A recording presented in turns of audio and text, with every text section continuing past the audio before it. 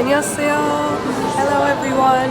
I'm a teacher here in Korea and I'll explain the process.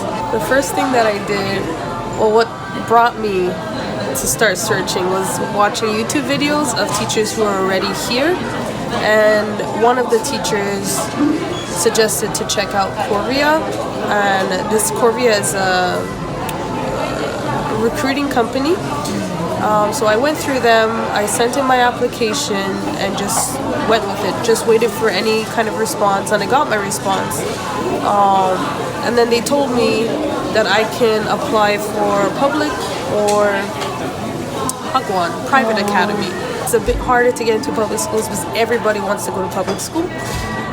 So what you need to do is apply through this recruiting company, Korea or Epic, and they will help you out. So for both, actually, they're very similar. You need your 4-year bachelor's degree. That's like number one. Your bachelor's degree and an English teaching certificate, TESOL or TEFL. TESOL being teaching English as a second language, TEFL is teaching English as a foreign language. That's the one. Foreign language is being here. TESOL is if you're in your country and they're coming to learn the second language. Either one is okay. Once you have those, the next thing you gotta worry about is just applying. You just apply online and they'll tell you exactly what else you need. Some schools, they'll tell you need your teaching philosophy, your photos, a whole bunch of other things. It all depends on the school, depends on your recruiter. You need to come from one of the 6 or 7 English-speaking countries. All they want to prove is that you got your 4-year bachelor in any field. English-speaking university. In English-speaking university, yes. But the major, it doesn't matter. They don't take into account the lunch. If you want to go to public school, they will ask you for your TEFL or TESOL. That's an absolute requirement. The big 3, bachelor's degree, a TEFL or TESOL, or you're from an English-speaking country. Right. You can graduate with any degree.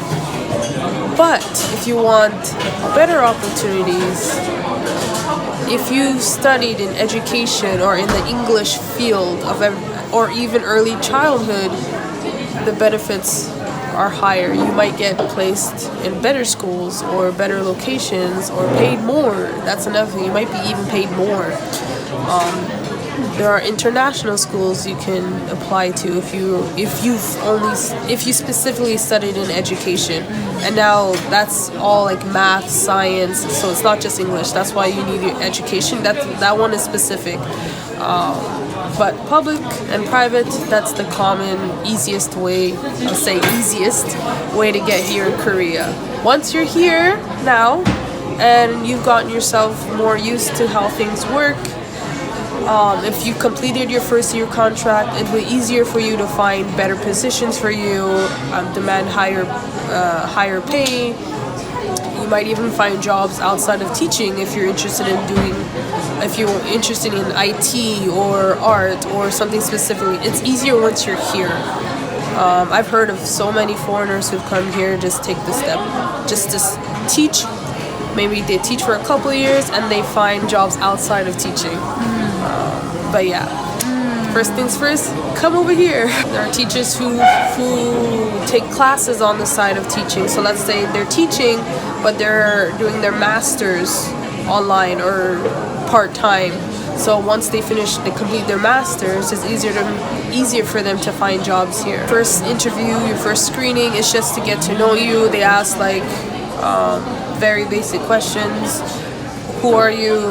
Why do you want to come to Korea? What do you expect from being here? And then sometimes you might have a second interview. Sometimes you might have 3 interviews. But when you're, let's say your school specifically wants to talk to you, that could be the 3rd one as well. It's like a whole process. But the second one is the more important one. That's the one where you have to really show your skills. They'll ask you questions. They'll give you scenarios. What would you do in this scenario? If a kid doesn't listen, what would you do? If there's a fight that breaks out in a class, what would you do?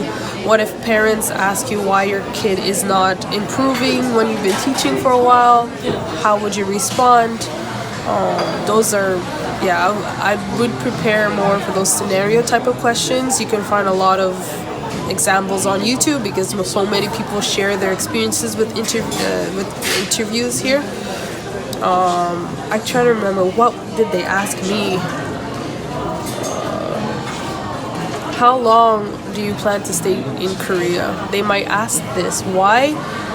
Just to see if they can trust that you will be here long enough. So if you say a year, let's say you really do want to stay a year, they might not think you want to stay a full year. So what they might think you want to quit and go back home. So my suggestion to you is say, I plan to stay maybe 2 or 3 years, and then they'll think, oh, this person is serious. They actually do want to teach here. Yeah, that's my suggestion. That's what I did. I didn't plan to stay 3 years. I just ended up here for 3 years. For vacations, start off with vacations. Everyone is excited to talk about vacation time. So the vacation time on average is 20 days, between 20 to 26 days. Other benefits going to public school is that they give you, your accommodation is covered. You don't have to worry about where you're going to live. They'll take care of it for you. If you don't like your place too, I heard they offer to give you a housing allowance so you can find your own place. The housing allowance, you would have to talk to the school. That's more specific when you get to that school. Next benefit I would talk about is the salary.